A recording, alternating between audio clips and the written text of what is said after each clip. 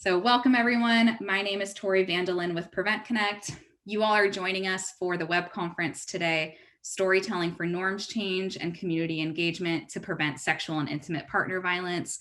This web conference is being recorded. Prevent Connect is a national project of the California Coalition Against Sexual Assault, sponsored by the U.S. Centers for Disease Control and Prevention. The views and information provided in this web conference do not necessarily represent the official views of the U.S. government, CDC, or CalCASA. So we have some objectives for our time together today. First of all, we want to be able to describe how storytelling can be instrumental in promoting positive social norms and engaging the community to prevent sexual and domestic violence. So we're using storytelling as a tool to advance norms change here today. We also hope that you'll be able to identify strategies to engage communities in candid, constructive dialogue and stories that promote social norms change to prevent violence. And then we're also going to talk about some potential hurdles and ethical considerations while using these tools and some strategies to overcome them. So Meghna is going to walk us through all of this in just a little bit. Sorry, y'all, I do like the smallest touch on my mouse and it just completely fumbles the slides. Stephanie, yes, a recording will be sent to everyone who's registered for the web conference in the coming days. So look out for that in your email from Prevent Connect. So this topic might seem a little familiar for folks, and in a way we've kind of been building up to it for the past few months. So over the summer, folks may have joined us on a web conference called Creating Stories for Gender Justice, a narrative and culture change strategy to prevent sexual and domestic violence. What I really took away from that web conference was the how of how do I know who's in my audience? How do I know how best to connect to my audience? What types of stories, what types of messages will really resonate with certain people in my audience? We also had a web conference about messaging the connections, explaining the links between strengthening economic supports and preventing sexual and intimate partner violence. And this web conference really talks about, kind of those technical connections between economic support policies and how they work in action to prevent violence. And being able to explain those to stakeholders and partners who are outside the field of sexual and intimate partner violence. So we are really excited to have our guest presenter, Meghna, here today. Meghna is going to tell us, kind of bring us a step further. Like, we know our audience, we know how to find our audience and how to craft those messages and stories. How do we tell a story that will ignite social norms change? So Meghna, we are so excited to hand off this web conference to you and hear about your wealth of knowledge. And I'm just super grateful to have you here today. Meghna is our colleague at the California Coalition Against Sexual Assault. I'll let Meghna introduce herself a little bit more. And I also know she's probably familiar to a lot of folks in the room right now too. So Meghna, take it away. Super excited to have you here.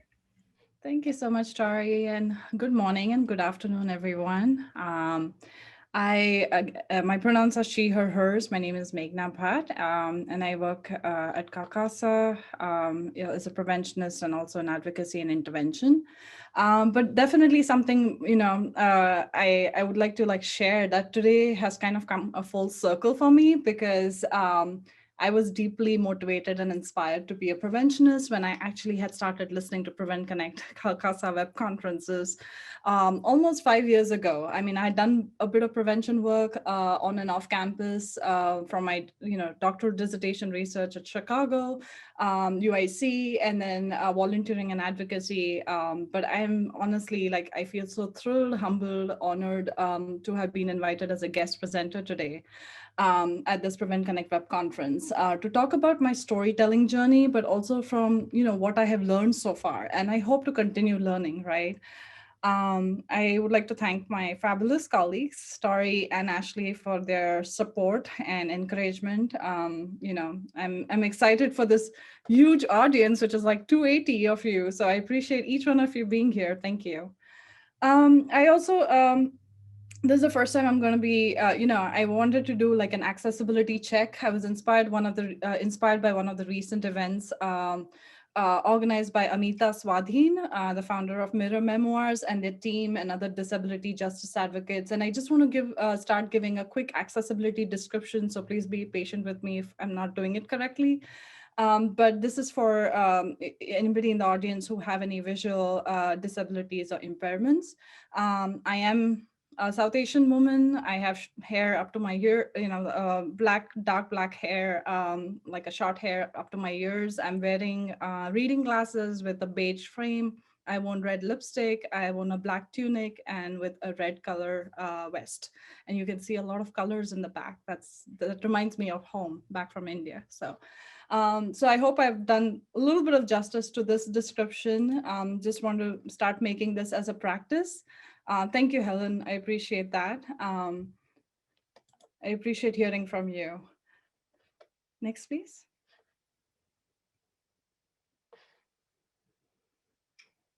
So, sorry. No, don't be sorry. It's always. We'll get back here. Don't worry.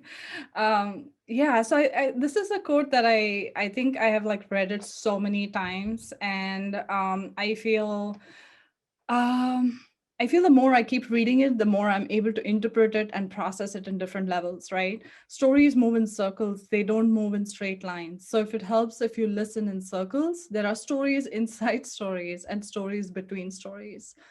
And that's something which I love, is the part of that finding is getting lost, because it's nothing, it's not a bad thing getting lost in stories. It just helps you to process and interpret and relate to the stories in different ways. So my journey started in terms of, as a storyteller.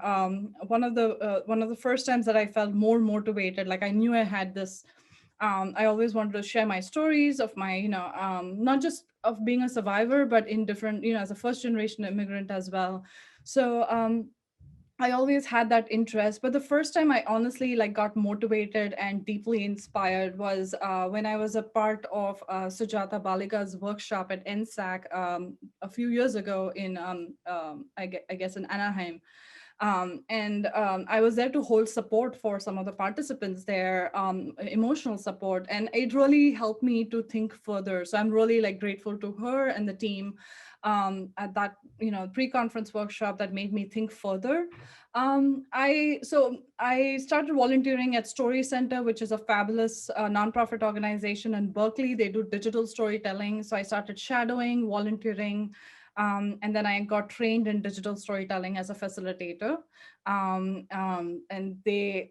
I've really, it's been a very cathartic and powerful experience.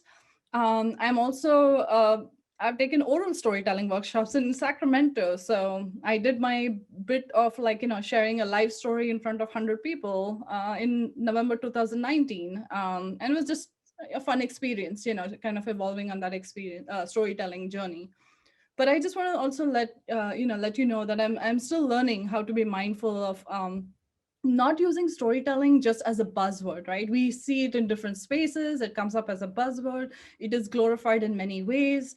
And I'm trying to be very mindful of that. So, it is kind of to go beyond those nuances of what storytelling practices are made up of, and to make these spaces inclusive and accessible, to create these bold and courageous spaces. And again, they may look different in different communities and different, different organizations. So I just wanted to be mindful of how I would like to frame the experience and the insights that I'm going to be sharing today. Next slide. So what is storytelling? As I said, like storytelling is a buzzword, but also storytelling in keeping in mind in my work, and in my journey, or even in terms of this anti-sexual violence movement, I want to ground the definition of storytelling, which is based on true and personal narrators.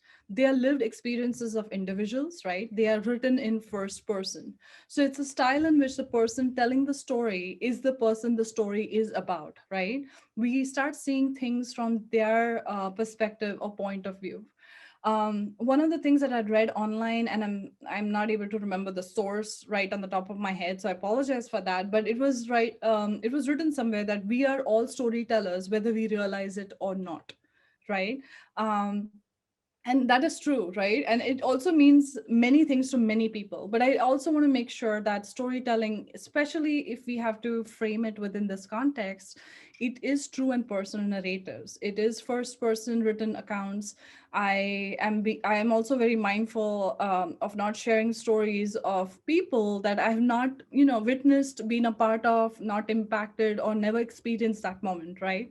So that's something which I definitely I would like to like reiterate about what does storytelling mean in this context. There's no right or wrong, but especially in this context, this is how it would be defined. Next. This is so great, Meghna, to kind of reframe what do we mean when we're talking about storytelling.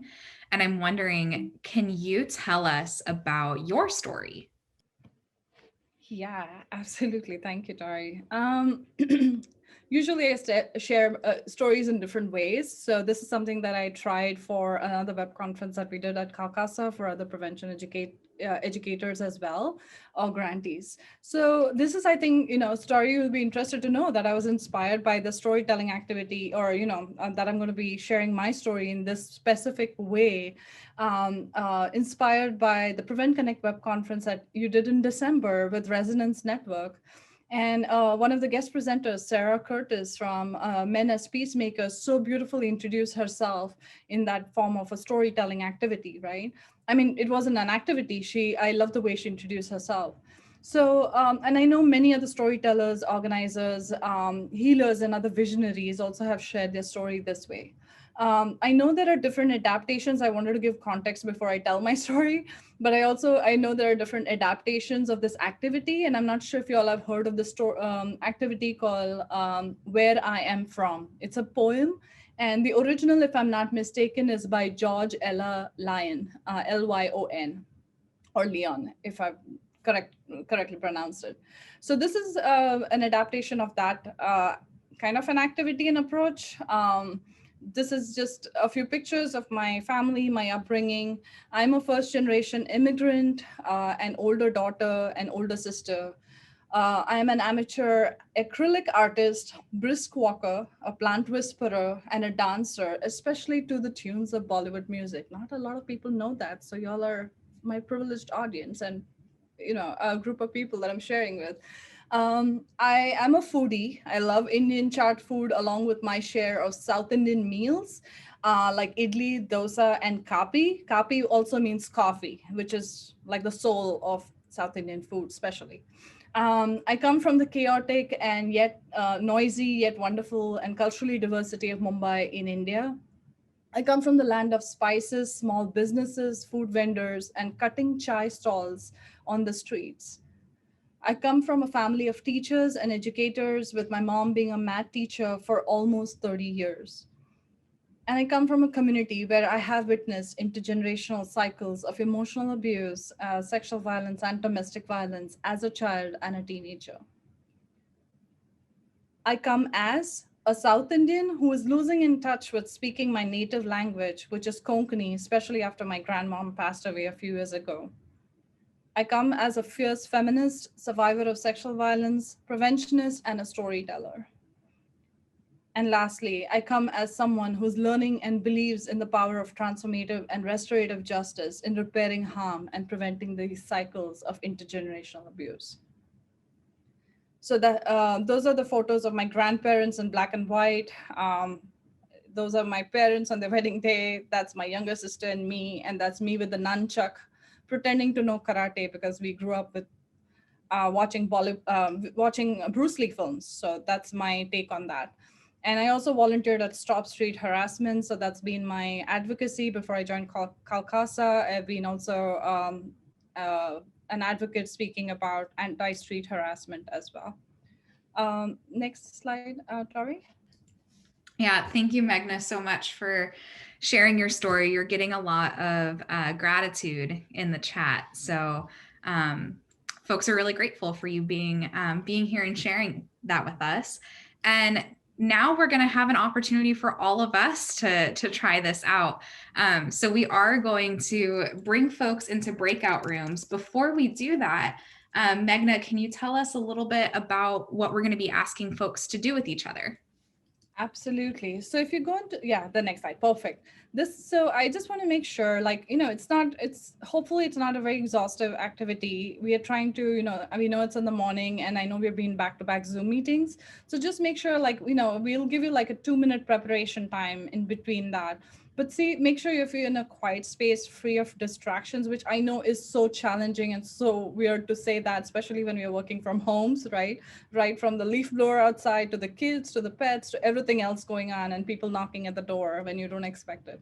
But try to see if you can be in a quiet space, have a notebook and a pen nearby. We will be doing breakout rooms, and then I'll explain in the next slide. It's similar to what I shared. It's using 3 prompts, right? I am, and then you can fill it out, like fill your one line, right? I come from, and then you can fill your definition of what your story looks like. And I come as a, right? So you have to, we encourage you to write 1 sentence for each of these prompts. So you will be having only 3 sentences to read out or prepare. One of the things I definitely want to mention is what is shared here stays here within the breakout rooms. We will be, the total breakout room activity would be about 10 minutes. If you feel you want to share it in the chat, you are more than welcome to, but just want to let you know that the chat may be visible to everyone. So I just want to be very, I want to be very mindful that if you've shared something, it's right there. But if you feel, I encourage you to share it in your breakout rooms with your peers and see how you feel with this activity, things that you would like to share about yourself. Was that clear? I just want to make sure. Yeah, I think that that sounded clear from my end. So we are going to get folks into breakout rooms soon. And thank you, Ashley, for putting the prompts in the chat. So folks are going to be answering I am, I come from, and I come as. So since Ashley's put that in the chat, I'm going to stop the share so I can better see what's going on with my Zoom and get folks into breakout rooms for the next about 10 minutes.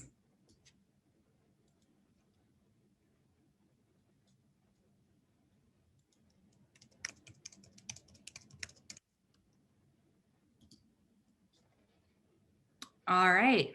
See y'all in about 10 minutes.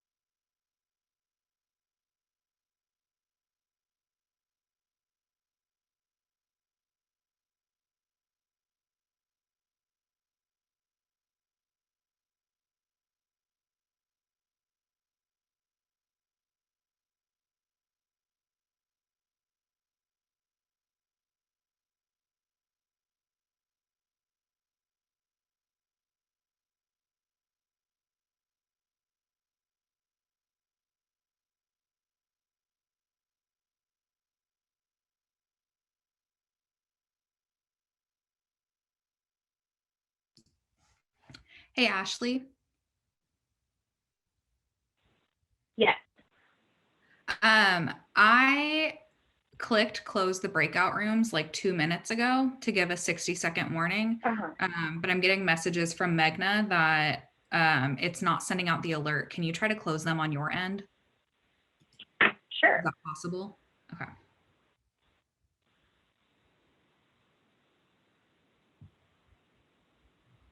Okay, I just did it. Okay. Thank you. Sure. Is the countdown thing going below 60 seconds on it?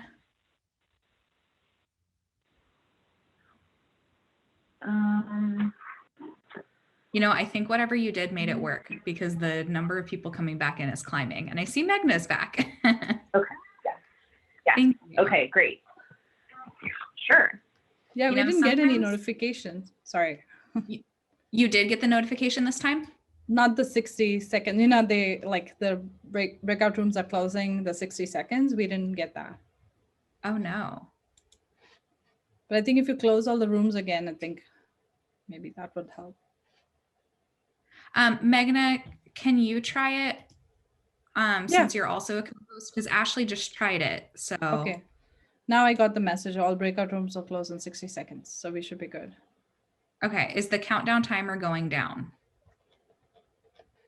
No.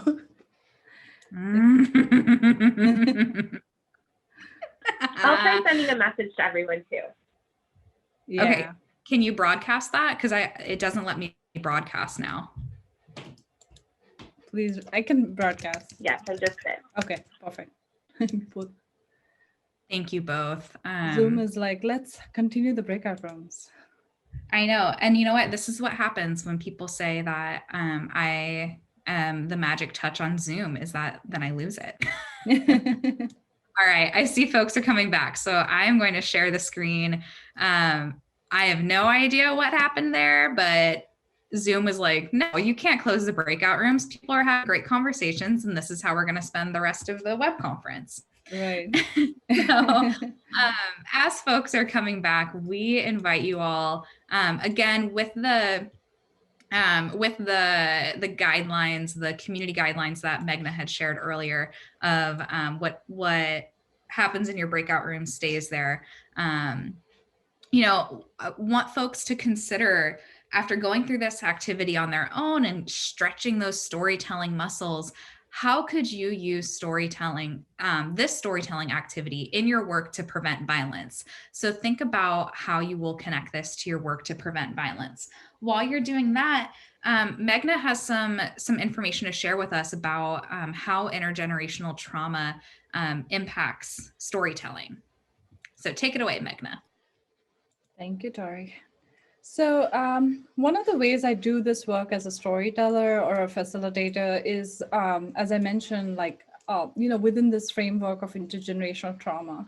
And when I mean intergenerational trauma, of course, it can show up in so many, it shows up in so many spaces and so many families, communities, right? It is not just about preventing and ending sexual and domestic violence. It is more about that, right? Whether it's racial injustice, racism, sexism, homophobia, we're talking about different forms of intergenerational trauma.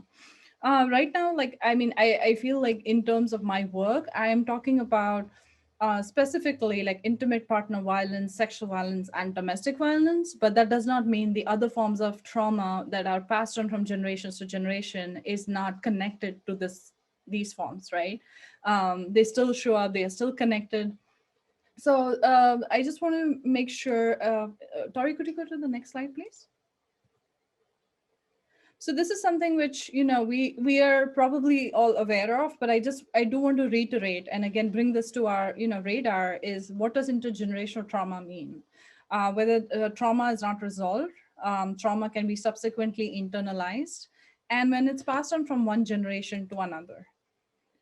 We are also talking about present trauma, which is versus intergenerational trauma. I'm not saying they don't collide, but in terms of like present trauma is what today's youth, family members, elders continue to experience vulnerability, oppression, abuse, or unpleasant traumatizing experiences on a daily basis.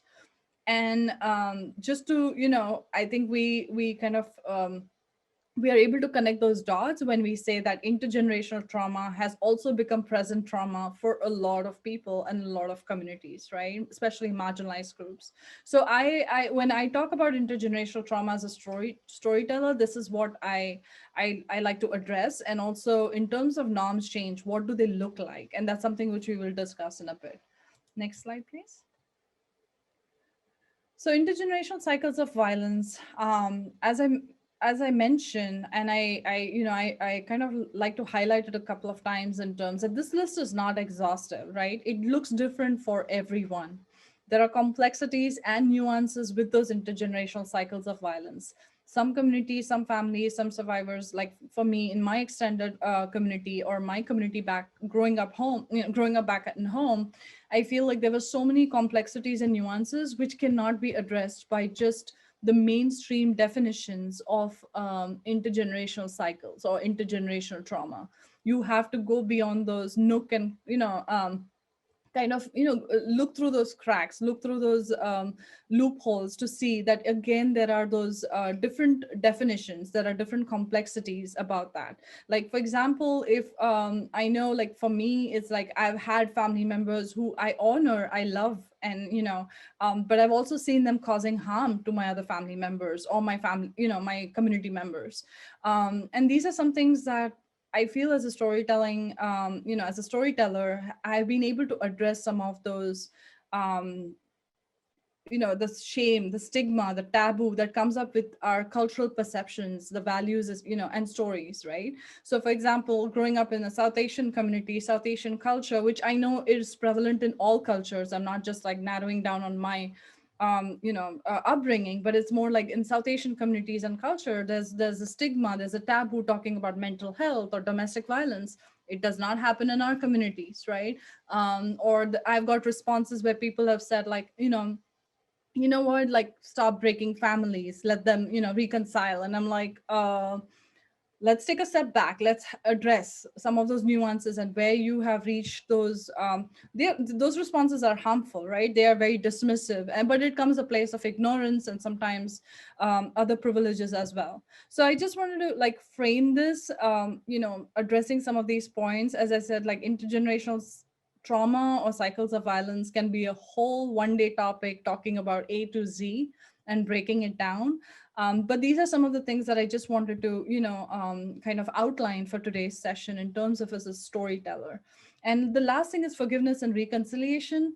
I was, I had that experience where, because I loved my other family members who had caused a bit of the harm and created toxicity, I was also able to hold that space for forgiveness and reconciliation.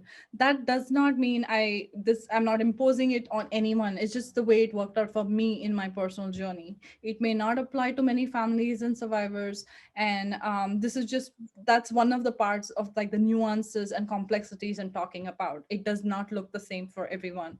And the same thing, like for example, when I talk about my family members, when I left India to come to the US to study, the definition of family has expanded beyond the whole biological definition, right? Like it's not just my immediate family members and related to, it's more than that. It's my chosen family, my chosen communities who have offered a meal, advisors who have provided support, friends and family, who have showed up for us, right? Who have showed up for me as an international student. So I just wanted to let you know, like there are these different meanings and interpretations that look different for everyone. And this is just to give you some framing, in my storytelling journey. Next slide, please. Okay. So this is some work that I like to look at, in terms of where my storytelling journey as a facilitator kind of goes. I like to address some of these. And I love this graphic or the article that has been created by Deepa Iyer. She's a phenomenal movement builder, and she has created this. And I would like us to like take a step back and think about where where does our work come in, right? Like, are we weavers, storytellers? How do we identify ourselves? How do we create that environment which fosters equity, liberation, justice, and solidarity, right? but how are we also creating those norms or shifting that culture to kind of, say that sexual violence is not right, it's completely wrong, and we need to start shifting that culture. So for example, like, I see myself as a storyteller, sometimes I see myself as a guide, I see myself as a caregiver, both in personal and professional lives. You may see it in different roles as well, and this is something that helps me to keep myself grounded and also be aware of my privileges, and make the space inclusive, not just by like talking about it, but also actually implementing it. So this is something I definitely recommend. If you use Deepa's work in any form, not just for storytelling, definitely I encourage you to like look out for her name, and credit, give her the credit for this amazing work that she's done. Next slide. So we're going to be watching a film. This is a this is a film that is available on YouTube. This was a film based on what I had created at Story Center. It was a part of this project called Stories of Home, which focused on the stories of immigrant and refugee women. And we female identified storytellers, and then we were each paired with a female identified visual artist, and they gave life to our story. So it was like, for example, my story in my voice, but it was my local artist that was paired with me, Maureen, who did a fabulous, like an outstanding job giving the images and life to this film.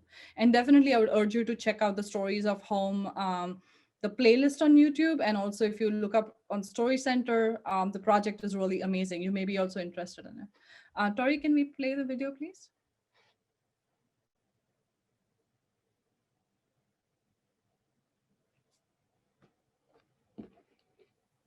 I cannot believe it's been a year. We weren't a perfect family. We had our share of struggles and conflicts. I loved spending so much time with you since mom and dad worked full time. Ai, mak bhook lagla, I would say after returning from school. You told me, how tugal karte kade doodh kella. I happily sat and enjoyed my lunch. You knew me so well. I was not a fussy child. If you didn't have time to cook, I was at peace with this favorite dish. It was a tradition until I left for college. Remember, when we traveled to Mangalore, our native place in Karnataka?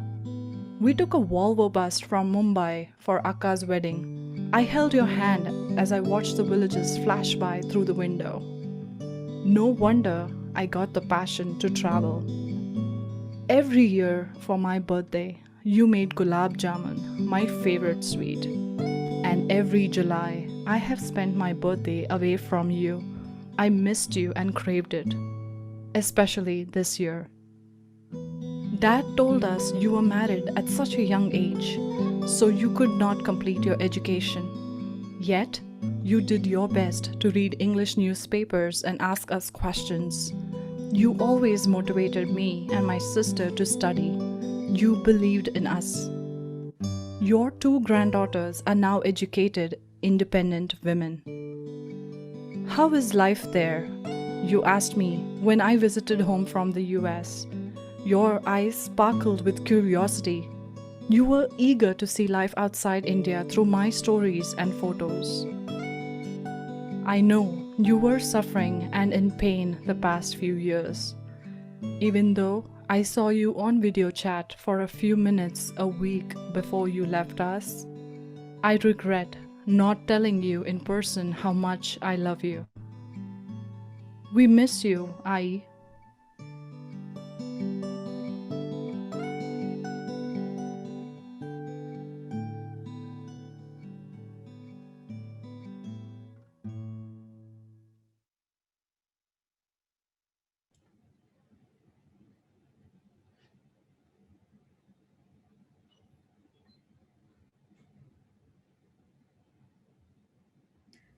Meghna, this is so great to get to know more about you. I cannot believe it's been a year.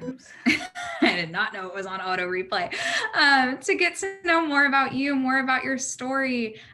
Folks in the chat are saying amazing, beautiful ×3 ×4, touching and so heartwarming.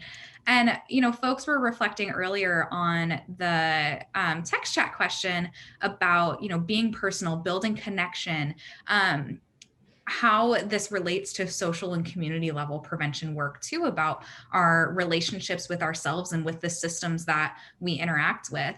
And also folks acknowledging that, the way that we approach storytelling can be really delicate, of not putting survivors in a situation where they feel like they have to share every detail to elicit empathy, which I think, Meghna, you do such a great job in leading this conversation of, folks are allowed to share as much or as little as they want, to build connections with each other.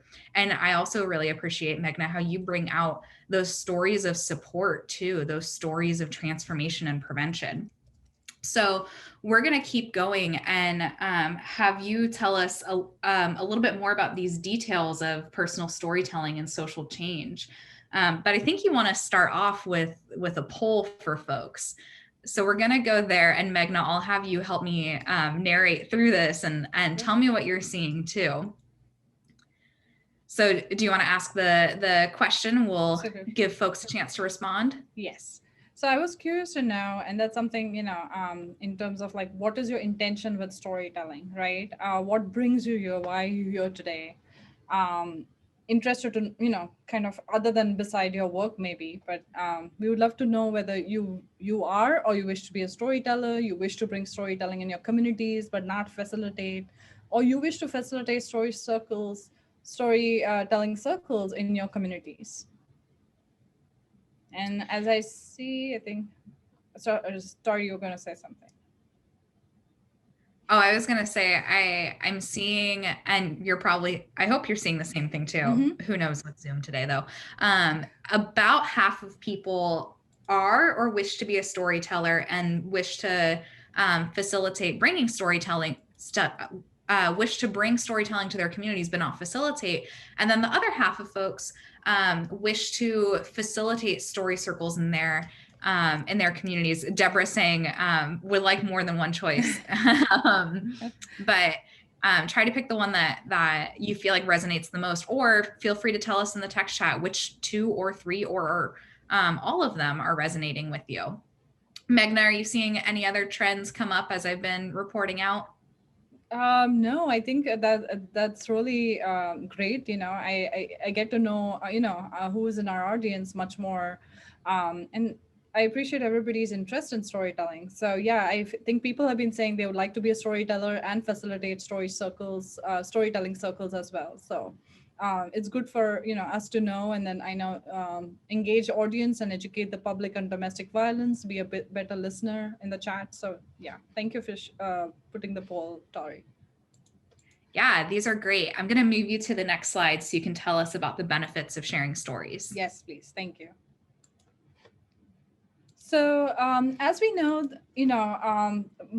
I feel like you're here, so you have an idea about what storytelling can offer you, right? Whether it is in our moment or whether we are looking in terms of storytelling as a personal, activity, in terms of skill building, but it not only increases, like research has shown, like sharing stories, personal stories, not only increases empathy, but also brings communities together, right? As I said, like the skill building tools. I know some of my storytelling colleagues, they're like, I want to increase representation in how stories are being shared.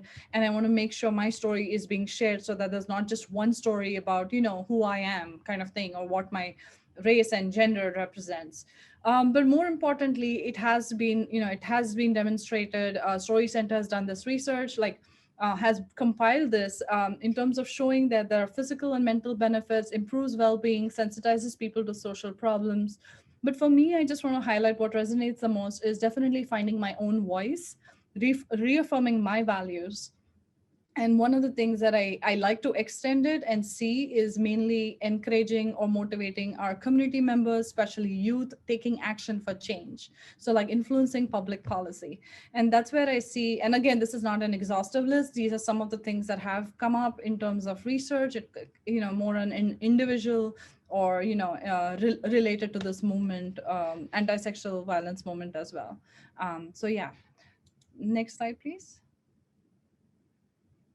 So there are different types of storytelling, which is again, there are written, digital, audio, and oral, where you just like, maybe like, for example, when I did oral storytelling, I practiced my story by like recording my voice on the audio to see where I can talk, what part of the story I need to like condense or work on. Video, just visual, right? No words, maybe background music, but just images, and you can create a story from there. You can do written storytelling, whether it's blogs or journaling, and we'll come to that. Digital storytelling is something, as I said, like I have trained the most. Again, it's been a journey, to evolve and learn and grow from that. It's not like just being a facilitator doesn't stop my learning journey as well. The next slide, Tori. We're going to be talking very briefly about digital storytelling. I also want to be mindful of the time and see if we can at least have 5 minutes for questions at the end. So digital storytelling is a short first-person video narrator created by combining recorded voice, still and moving images, and music or other sounds. You saw the story that I shared, right? Dear I, you see that how there's a video narrative right there. And it could be like you're just sharing the story for your audience, or it may not be shared with anyone. That's also fine. That's completely all right. Like I wrote my story to my grandmom as a letter because I did not get to see her in person before she passed away. So one of the things that helped me to narrow down is what's the story. I had so many stories as an immigrant, right? Which story do I talk about at that time? And this process has been really helpful for me to kind of clarify and figure out what story do I want to share? Do I have the mental capacity or ability to talk about that story? So these questions are: what's the story? Who do you want to share it with? And it could be, again, your answer could be like, I don't want to share it with anyone. Perfect. That also is wonderful. That's also an option. Why do you want to share the story? And why share the story now? What's the urgency or the relevance of sharing the story at this time? That's something which has been really helpful for me to navigate as a storyteller. Next slide, please. So this is a storytelling guide and resource sheet. I mean, Story Center and a lot of the other organizations, there are many other organizations that have created digital storytelling guides, whether it's for youth or communities. They do some fabulous work. And this is basically information. I've just put it in like a cheat sheet, a guide and a resource sheet that we will share, I think, on the website as well. I may have forgotten to put the link there, but we can, I'm sure we can upload it later. This is something that I had created it for our prevention educators. It's just like a few pages check kind of like a cheat sheet. So we will be more than happy to share it. It kind of explains my journey. It may not include all the essential components, but it is definitely linked. So just want link to other sources as well. Next slide. Story circles is something that I love to talk about because I felt it has been like such a powerful part of my life. When I came to do my master's in Philadelphia, I was probably master's in criminal justice. I was probably the only international Brown student there. And my professor, who Don Holdman, he is a restorative justice practitioner, and he held story circles for his restorative justice and victimology class. And honestly, like that was the only class I felt visible. I felt like I had a voice and I could be, I could also share, even if it was limited experience or insights, I was able to share. And the story circles are an important part of storytelling, whether it's virtual story circles or in person, in the future, post the pandemic. I just want to make sure, like, as many of us may be aware of, that they do originate from, Native American and indigenous practices about storytelling. And holding these story circles. So they're very healing for me, So I have found that I always make it a practice to incorporate this in some way or the other. And the digital storytelling process does include this step as well. Next slide. So we do have another film, Tari, but do we have time? I just want to make sure. I think we have time. Okay. Yeah, and I think I should be fine too. We can show this. Thank you.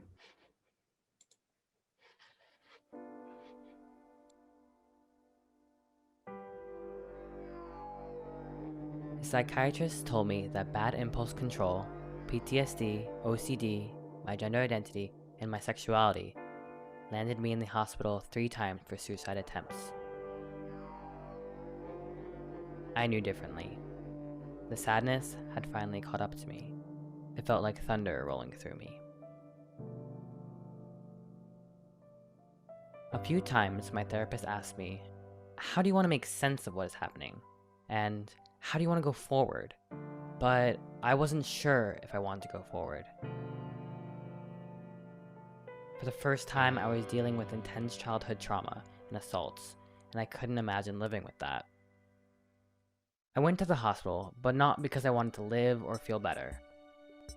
The people who loved me the most taught me that love is unconditional when they didn't give me the option to not go and fold in on myself. A fellow patient taught me that caring was possible when he brought me an orange and a sandwich when I was too sick from overdosing to eat with everyone else. During this time in therapy, I said, I hate everything. My therapist said, well, do you hate blueberries? And I said, okay, I guess I don't hate blueberries. And then he asked me what else I don't hate. Elephants, flowers, very old trees. Those things saved my life when looking into next week was too hard. I decided out of this time that I was going to be a therapist one day. I know that there are mental health professionals out there not doing a good job, especially for queer and trans folks, and I am determined to be one of the good ones. I wasn't doing my life for myself yet, but for people like me who are getting hurt by a system that diagnoses and medicates when it should be listening and caring. Every time I paint, I let some of the hurt that I carry inside me rest somewhere else. I celebrate my goodness, and I celebrate that I'm here. My sadness doesn't roll and shake me like thunder as much now, but drips away cleanly like melting snow.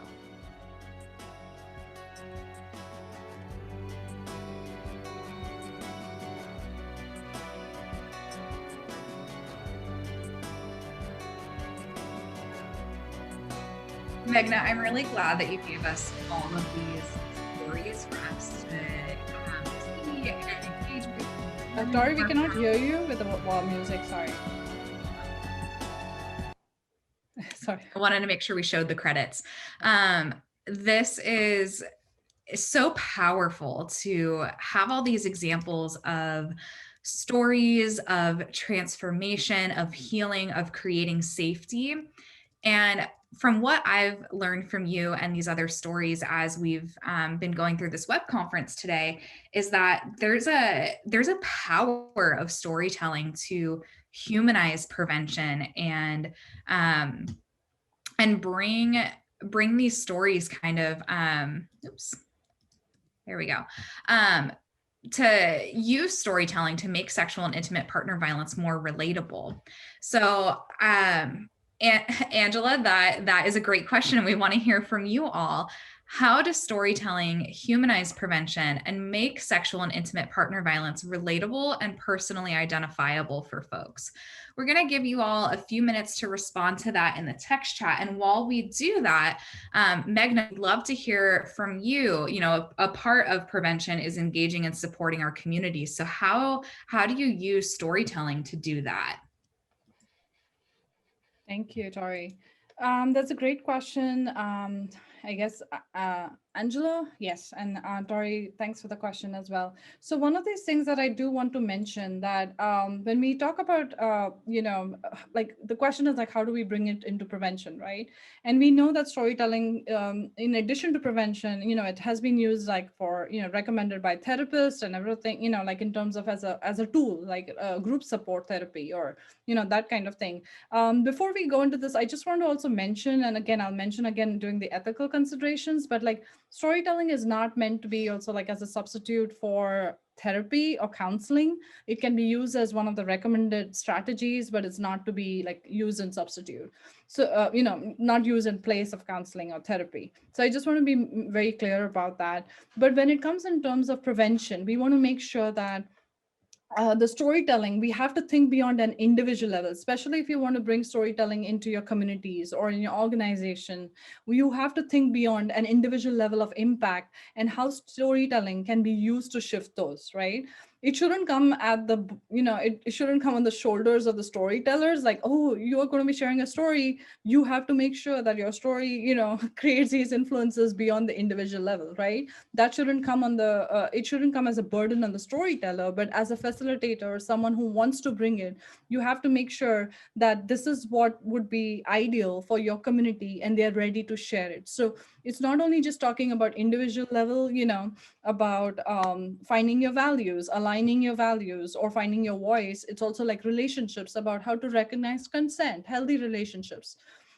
Storytelling doesn't have to be directly about the violence per se, and there are stories about that as well, but it could be about those risk factors and those cultural factors that condone sexual and domestic violence, right? That create this environment as well.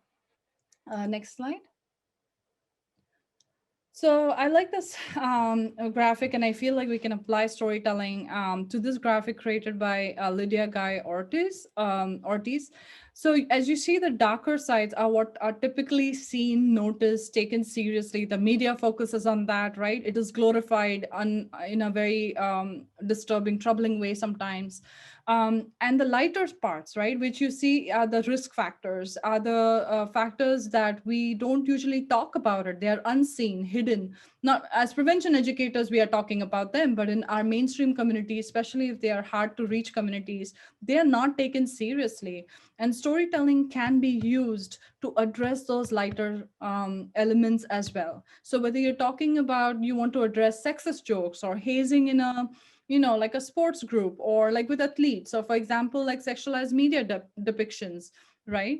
It kind of helps you to highlight those lighter, unseen things that are, which are usually, often trivialized or minimized as well. So these are some of the benefits, and that's how you can like address it and incorporate it into prevention as well. Next slide, please.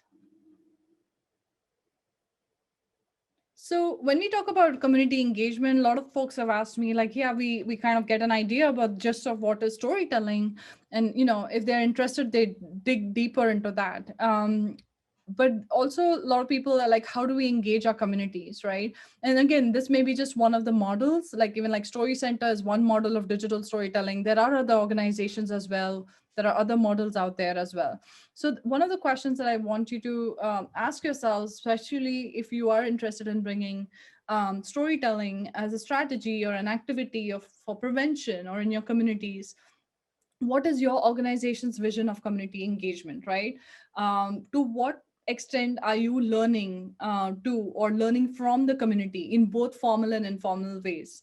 Do you feel there are people who have come and told you that we are interested in storytelling? Do you feel they are like, no, we are not interested in stories, or we don't have the capacity right now? So we have to make sure that it doesn't come, from an I don't think we will do it, but in terms of like unintentionally comes from an exploitative place of being like, oh, our community needs storytelling right now, especially if they are marginalized groups and individuals. You don't want to put them at that risk of being like, okay, you have to share your story now. So one of the things that I always say is like, we need to take 5 steps back to kind of look at the bigger picture of why we are interested and why do we need to bring storytelling into our communities. These questions kind of help you to navigate that process. Next slide, please. So what's the purpose of using storytelling? And these slides are, they're again, a couple of examples. They're the most, you're already probably doing it. You all may be, you all may have more to share with me than the other way around. So I would love to hear, what's in the chat later. But one of the things is like, are you interested in bringing storytelling to like, foster community dialogue, right? Talking, breaking silence among generations, for example, or about mental health and sexual violence. Do you want to, is it a part of a movement building activity for your staff or your organization?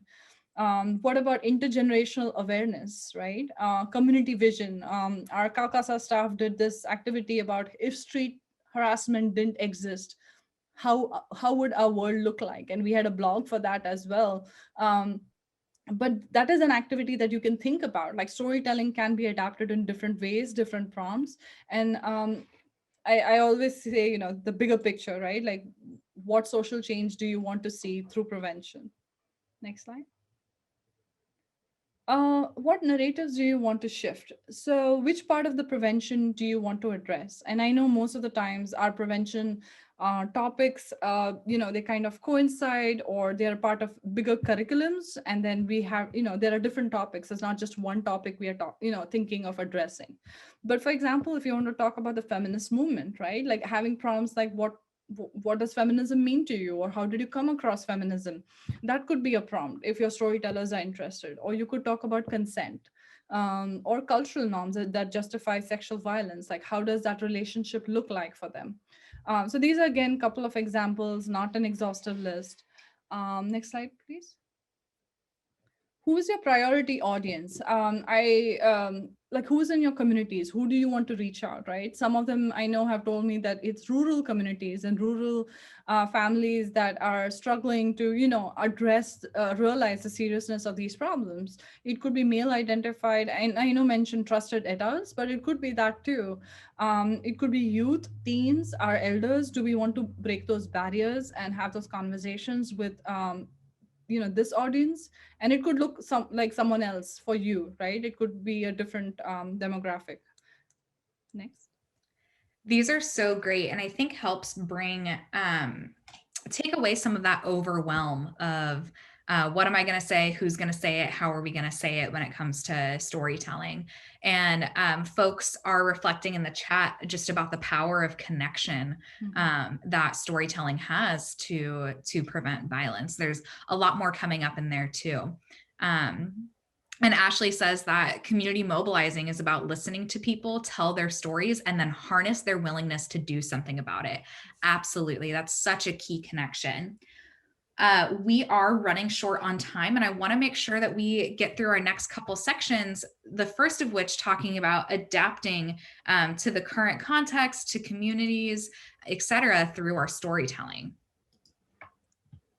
Thank you, Tori. Yes, and I appreciate you letting me know about the time as well.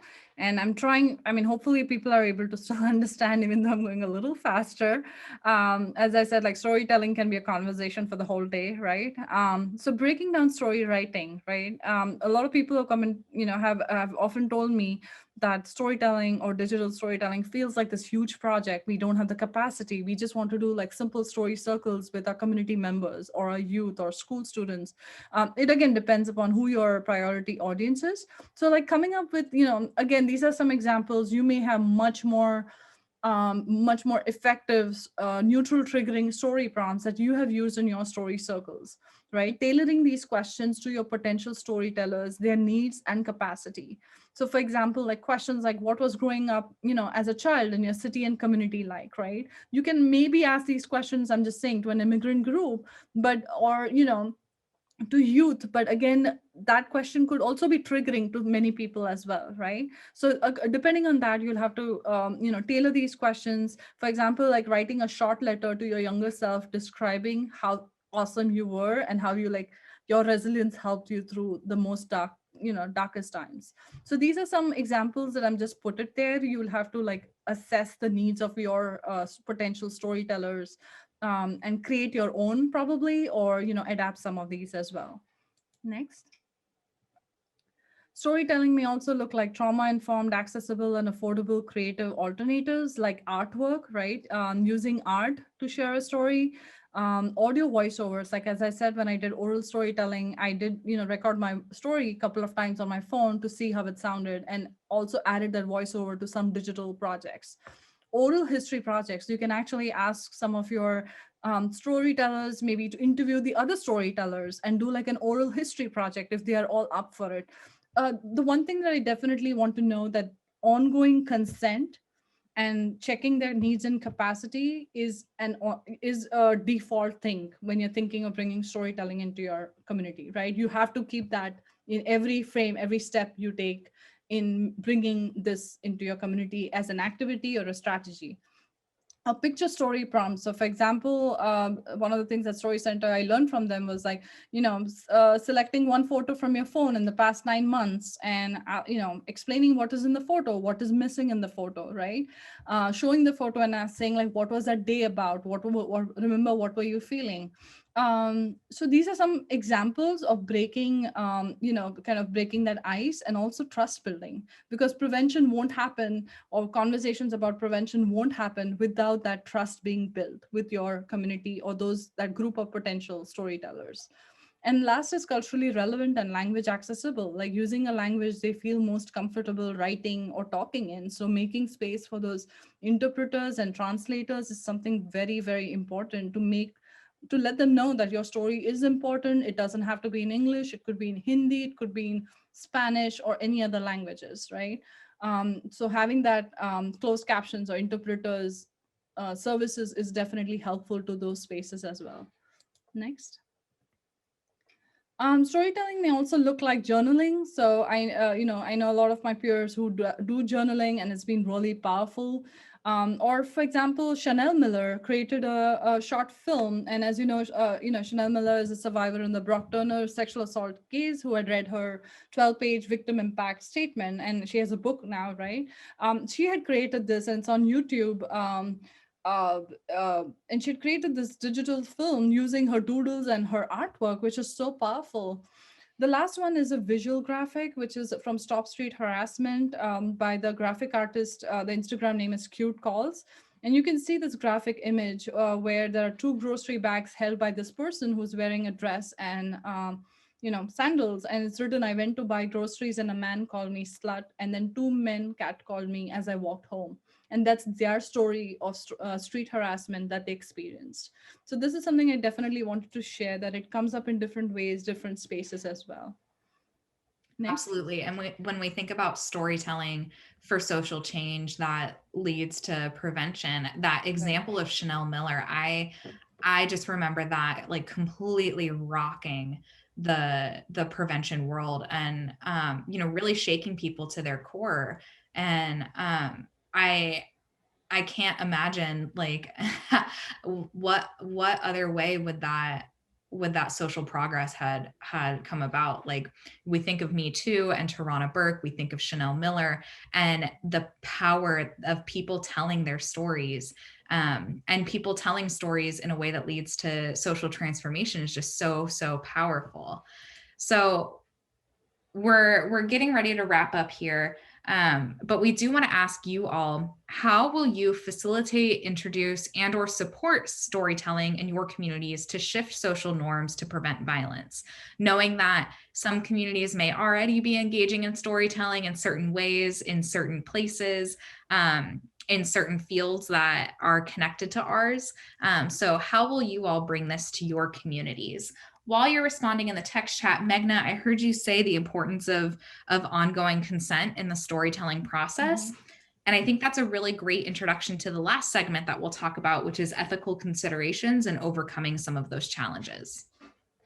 Thank you, Tari. Yes. And so one of the things that, this list of like potential hurdles that could come up, it depends on whether you're doing a digital storytelling workshop or a story circle.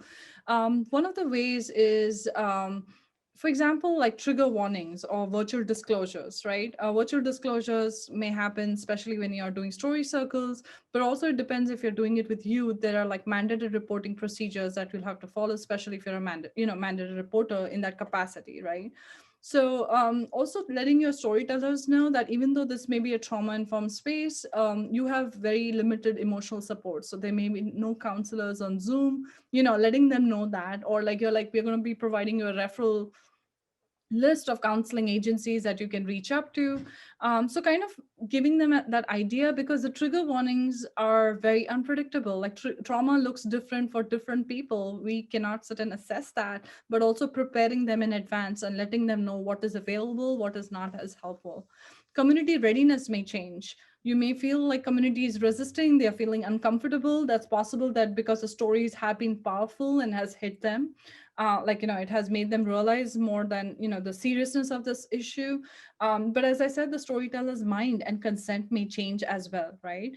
So also teaching technology, especially whether it's digital storytelling or any of these, the frustration with teaching technology is much more like also relevant also as a storyteller to learn about technology and to like bring digital, video editing and any other issues, right? So that takes time, that needs patience as well. So these are some of the hurdles.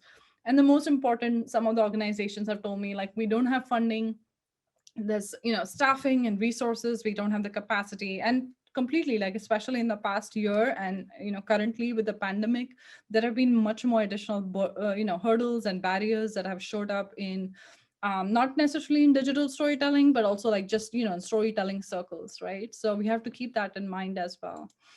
These hurdles may look different in your community, and I would be definitely interested to know how they show up. um, Tori? Yeah, thank you. So one of the ways that you can address some of these hurdles is when you speak about trauma-informed spaces, what does it mean to your organization and how are you creating it, whether it's for story circles or for any other spaces, right? Whether they're for support groups or not.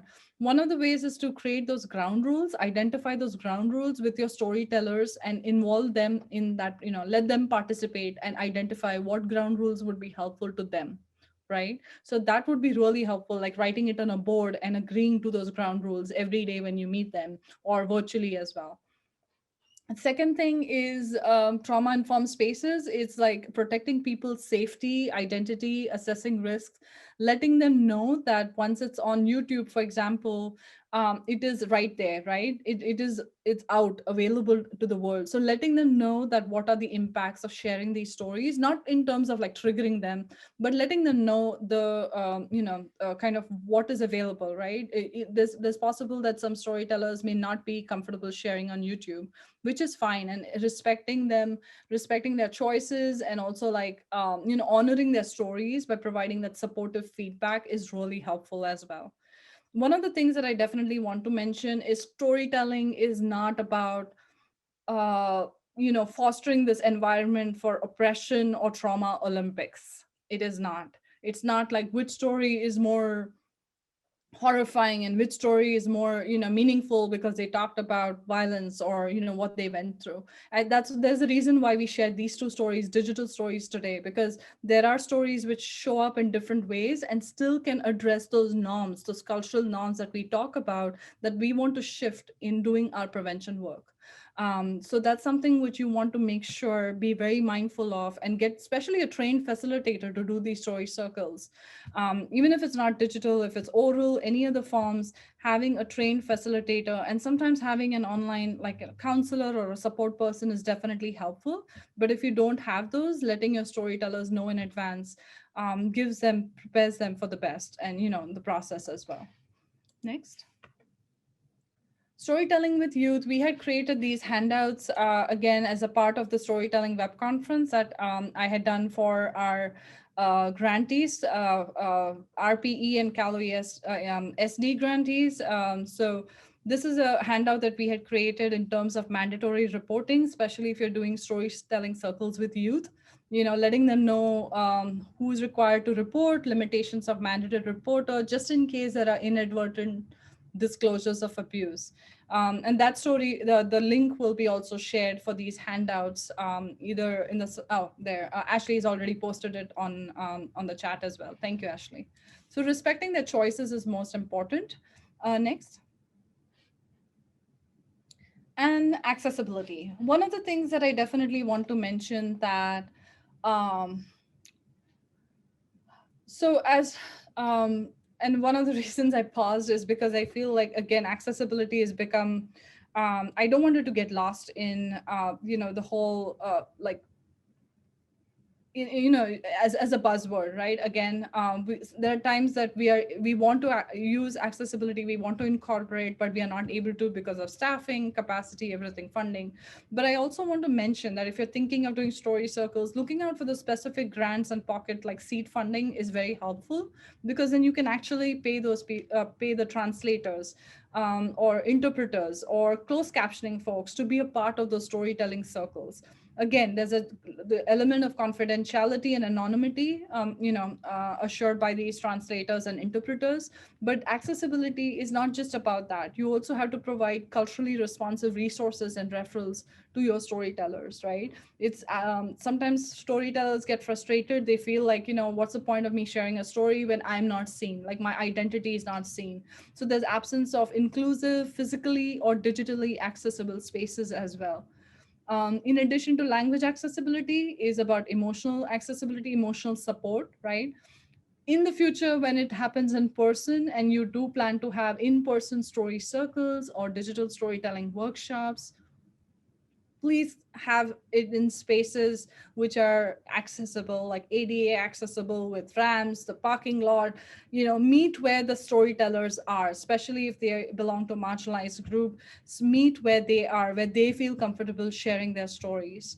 If you're going to be having it in a building where they feel like they cannot even get in, or they're struggling, in any capacity, or they don't feel like they're able to understand either Spanish or English or any other language, they are going to feel super discouraged to share their stories. So I just wanted to keep some of these things on your radar. As I mentioned, this is a journey that I'm learning myself.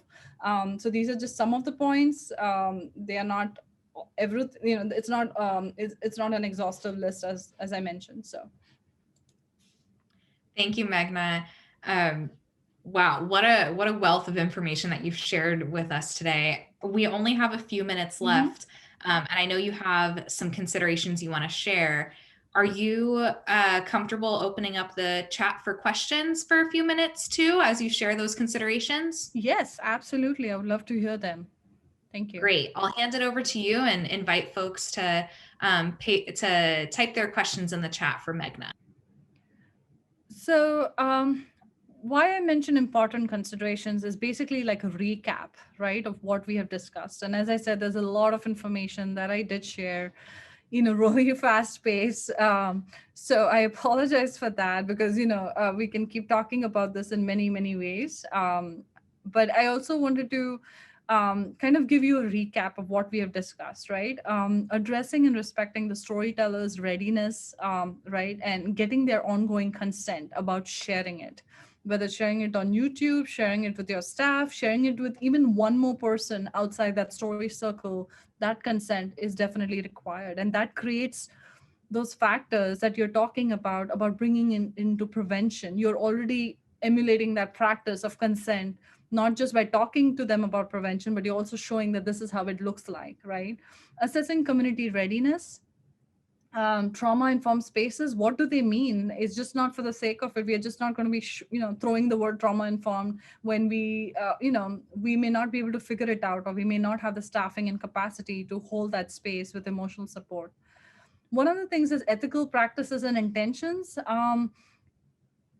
To be as honest and transparent with your storytellers about why you're bringing storytelling into that community, or why you're having this project, is the most important thing. If you're planning to do it as, branding, marketing, or like a campaign, be as honest, be honest as you can, right? To let them know what is the capacity, what is the intention of why you're doing these storytelling activities, and why you want to hear their stories. There may be storytellers who may just like decline and, kind of not be a part of that group, and that works out fine as well. Accessibility and capacity, as I mentioned, not just language, but physical, emotional, digital accessibility. And sustaining community engagement. Do you want to do this as a one-time thing, or do you want to do it as an ongoing practice, depending on how your storytellers and how your community responds? What is the bigger picture? Like, why storytelling? And that's something which, as much as I love storytelling and I talk about it, I also want you to be, mindful and keep that in on your, I keep that question like on a cheat sheet or a sticky note, like, why storytelling? It reminds me and grounds me to, it keeps me grounded to know, why am I bringing this into, or why am I talking about this, or why am I making these films? So these are just some of the things that I do want to address. I hope some of this information has been useful to everyone. In terms of cultural norms that we talk about, and I know we are already up for time. Do we have any questions, Tori? There aren't any coming up in the chat. Okay. But I do see a lot of chat and discussion going on. So I appreciate each one of you sharing that. These are some of the resources that I did highlight. Storytelling, NSVRC, the National Sexual Violence Resource Center, did do a storytelling webinar series with Story Center. And I know the partnership is also doing a youth digital storytelling partnership with Story Center as well. So I see a question. Raquel, did I pronounce your name correctly? Advice or recommendations for incorporating storytelling in policy and legislations. These important considerations you outlined for us can be certainly useful. Yeah. Yes, I think you can do storytelling for policy and legislation. Some of these resources may have this information as well, but I would say is letting them know in terms of letting your storytellers know of how their stories will be used also gives them that framing, the readiness, right? To be like, hey, it's, for example, like if you have participated in the policy advocacy day, right, or the denim day that the partnership and CALCASA does, we want our legislators to know the stories, and not stories necessarily of just one or two survivors, but of how our prevention educators are doing this work despite all the odds stacked against them. So these are the stories that you can bring into it. As I said, like being transparent and following those ethical considerations, having a trained facilitator, and then having these stories to share it with your legislators, or just creating that public policy and action while having the ongoing consent of your storytellers is an important thing. And I know I repeated a little bit what I've shared already, but I just wanted to put it out there. Thank you, Meghna. I really appreciate the time that you took today and coming up to today to share all of this information with folks, and to leave folks with more resources too. That's very, very, very generous, and we thank you a lot for that. I think what I'm going to keep through this web conference is what you had said a few moments ago about why would someone tell their story if they're not going to be seen? I think that's so key to prevention, is to keep people whole. And I just really appreciate how you have talked about that and modeled that through this entire web conference. So much gratitude to you. Thank you so much for being on this web conference today. This was a really, really great conversation. Thank you to our audience. This web conference was recorded. We will follow up with you when the recording is ready, along with a transcript of the text chat from today. I want to thank my colleague Ashley for holding it down with the technology and the links. Super appreciate having you here. And thank you to our captioners as well. So this will conclude today's web conference. Have a great day. Take care, everyone.